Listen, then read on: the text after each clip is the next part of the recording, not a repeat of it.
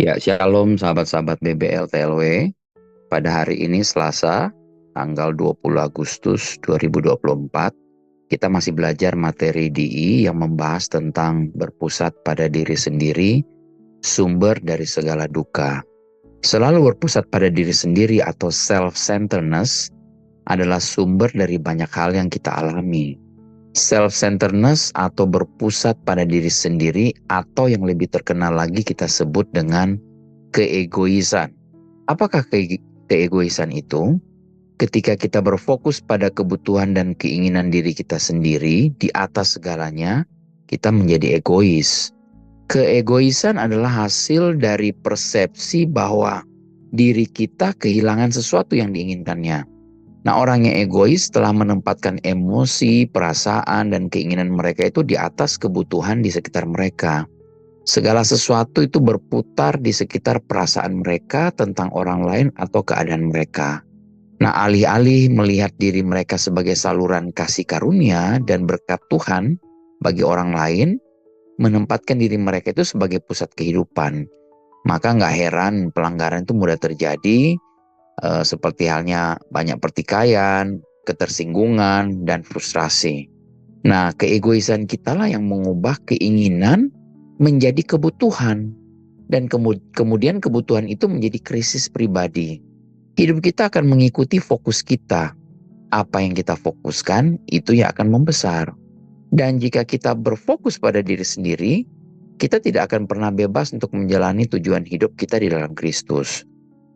Kitab Yakobus 3 ayat 13-16 berkata, "Siapakah di antara kamu yang bijak dan berbudi? Baiklah ia dengan cara hidup yang baik menyatakan perbuatannya oleh hikmat yang lahir dari kelemah lembutan. Jika kamu menaruh perasaan iri hati dan kamu mementingkan diri sendiri, janganlah kamu memegahkan diri dan janganlah berdosa melawan kebenaran. Itu bukanlah hikmat yang datang dari atas, tetapi dari dunia, dari nafsu manusia, dari setan-setan. Sebab di mana ada iri hati dan mementingkan diri sendiri, di situ ada kekacauan dan segala macam perbuatan jahat." Nah, Yakobus 3:13 menyingkapkan bahwa hikmat dan pengetahuan sejati akan dinyatakan dalam tindakan kita. Ayat ini mengatakan jika apa yang kita sebut hikmat itu penuh dengan iri hati dan perselisihan, itu bukanlah hikmat Allah, tapi itu berasal dari iblis. Nah, ciri-ciri hikmat Allah itu diberikan dalam Yakobus 3:17 ya. Itu berkata, tetapi hikmat yang dari atas adalah pertama-tama murni, selanjutnya pendamai, peramah, penurut, penuh belas kasihan, dan buah-buah yang baik, tidak memihak dan tidak munafik. Kita perlu ingat apa yang telah Yakobus katakan dalam Yakobus 1 ayat 20, amarah manusia tidak mengerjakan kebenaran di hadapan Allah. Oleh karena itu, kita nggak boleh membuat keputusan besar pada saat kita marah atau iri hati. Ya, ada saat dimana kita rasanya marah sekali, sebaiknya kita harus tenang dulu sebelum kita ambil keputusan. Karena itu pasti akan membawa dampak yang buruk. Emosi-emosi ini nggak saleh ya, dan keputusan yang kita buat yang dimotivasi oleh emosi-emosi tersebut juga tidak akan saleh. Yakobus 3:14 menunjukkan bahwa iri hati dan pertengkaran bukanlah buah dari hikmat ilahi. Ayat ini menyikapkan dari mana buah seperti itu berasal. Ya, buah ini berasal dari dunia ini, bukan dari surga. Buah ini sensual, artinya itu dari emosi kita, bukan dari roh kita. Dan buah ini seperti setan. Betapa mengerikannya neraka kalau memang seperti ini setan ya.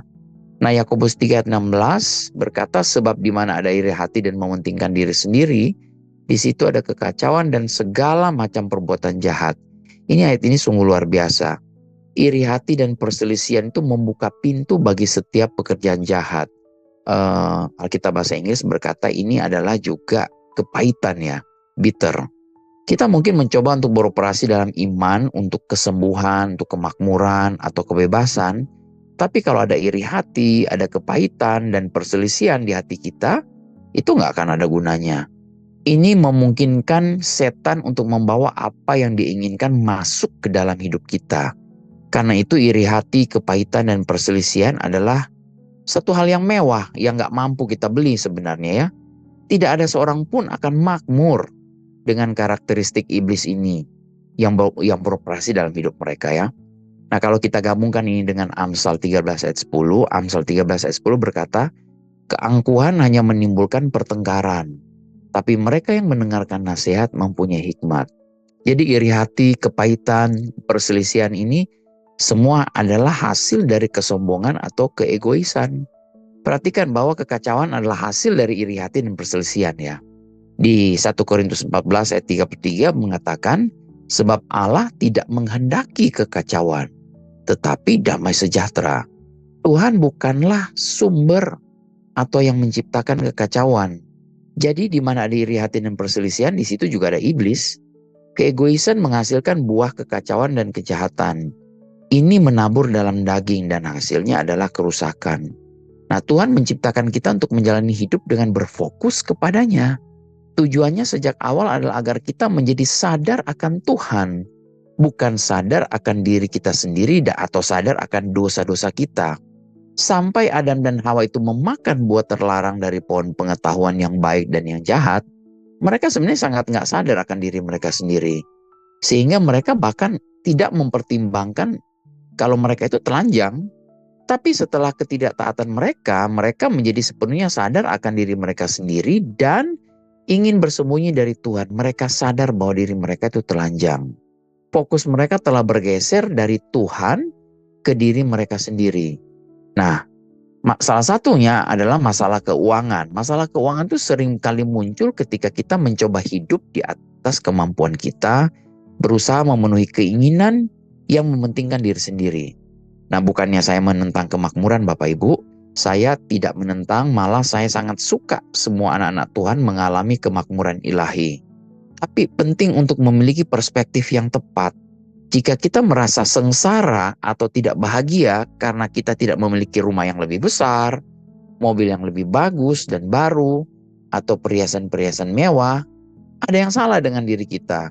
Keegoisan kita lah yang mengubah keinginan menjadi kebutuhan, dan kemudian kebutuhan itu menjadi krisis pribadi.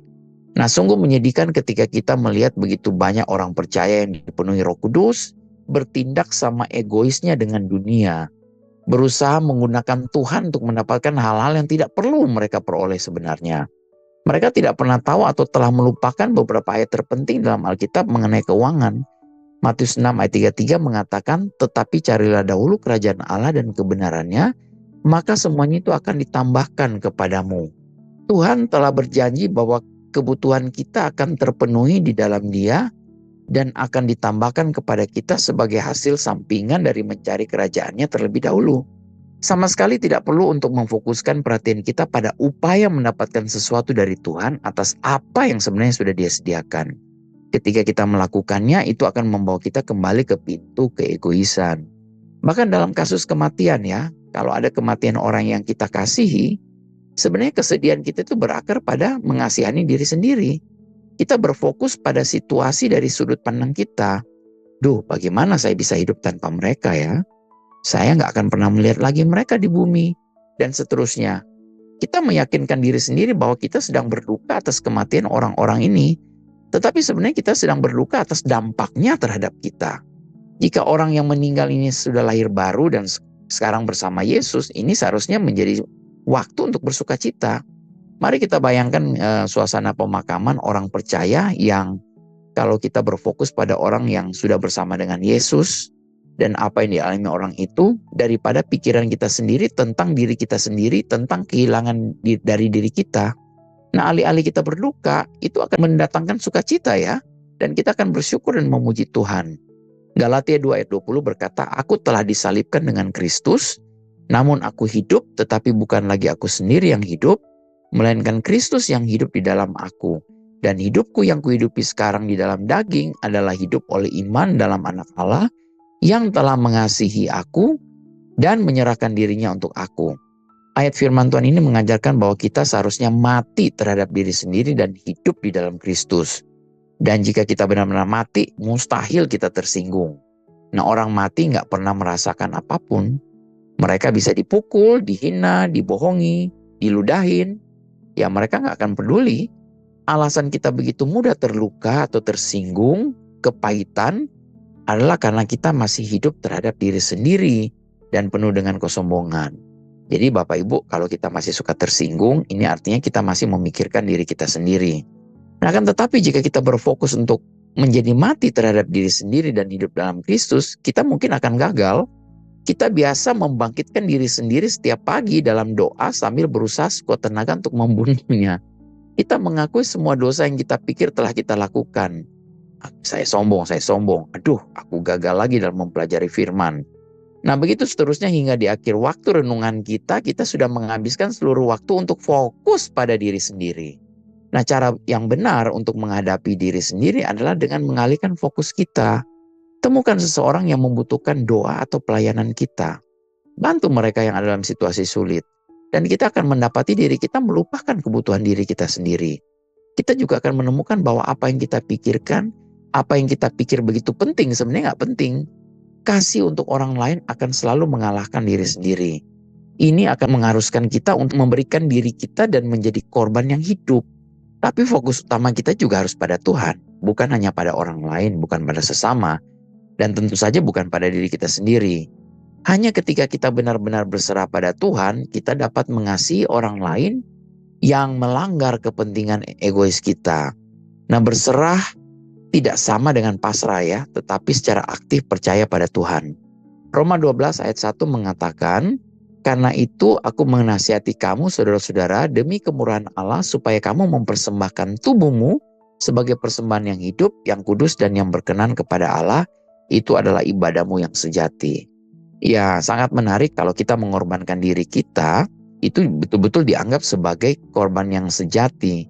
Tetapi persembahan yang hidup itu cenderung mau merangkak turun dari altarnya ya. Jadi yang namanya orang hidup gitu loh. Ya bahkan kalau kita membuat komitmen ini di hati kita sekarang, kita harus memperbaruinya besok, mungkin minggu depan, bulan depan, dan tahun depan. Selama kita berada di bumi ini, kita seharusnya membuat keputusan untuk mengasihi Yesus, mencintai Yesus lebih dari diri kita sendiri setiap hari. Nah, pada akhirnya mementingkan diri sendiri itu hanya akan menuntun pada kesedihan ya Bapak Ibu. Mementingkan Tuhan dan sesama akan membawa kita pada kehidupan yang penuh ucapan syukur. Apakah bisa? Pasti bisa. Nah, ada satu ayat yang bagus sekali. Ada satu pasal di dalam firman Tuhan, yaitu di dalam Yesaya 58. Yesaya 58 ini berbicara tentang true worshiper. Orang-orang yang betul-betul menyembah Tuhan. Tapi ada satu ayat di sini di Yesaya 58 ayat 11 berkata begini, "Tuhan akan menuntun engkau senantiasa dan akan memuaskan hatimu di tanah yang kering dan akan membaharui kekuatanmu. Engkau akan seperti taman yang diairi dengan baik dan seperti mata air yang tidak pernah mengecewakan." Jadi ketika kita fokus kepada Tuhan, kita bisa lebih menyadari lagi bahwa Tuhan yang sudah menyediakan segala sesuatu bagi kita. Kalau kita merasa tersinggung, kita merasa kepahitan, dan kita merasa bahwa kita dikucilkan, kita disepelekan, dan lain sebagainya, itu adalah sumber dari segala kekacauan. Tapi kalau kita mau menyerahkan ini semua kepada Tuhan, kita mau memilih untuk kita mengampuni orang-orang, kita mau memilih untuk mengasihi orang-orang. Karena apa? Karena kita sudah lebih dahulu dikasihi oleh Tuhan. Dan firman Tuhan berkata, kasih Tuhan itu sudah dicurahkan ke dalam hati kita oleh Roh Kudus. Jadi kita tahu bahwa kita penuh dengan kasih Tuhan. Karena sebagaimana Yesus, sebagaimana Bapa, begitulah kita di dunia ini. Kalau Yesus Kristus, Bapa kita juga adalah kasih, berarti kita adalah manusia roh yang penuh dengan kasih. Kita seharusnya lebih memikirkan fokus kita kepada Tuhan, bukan lagi fokus kepada diri kita sendiri. Puji Tuhan, demikian pelajaran firman Tuhan 15 menit pagi hari ini. Sampai jumpa lagi besok. Tuhan Yesus memberkati.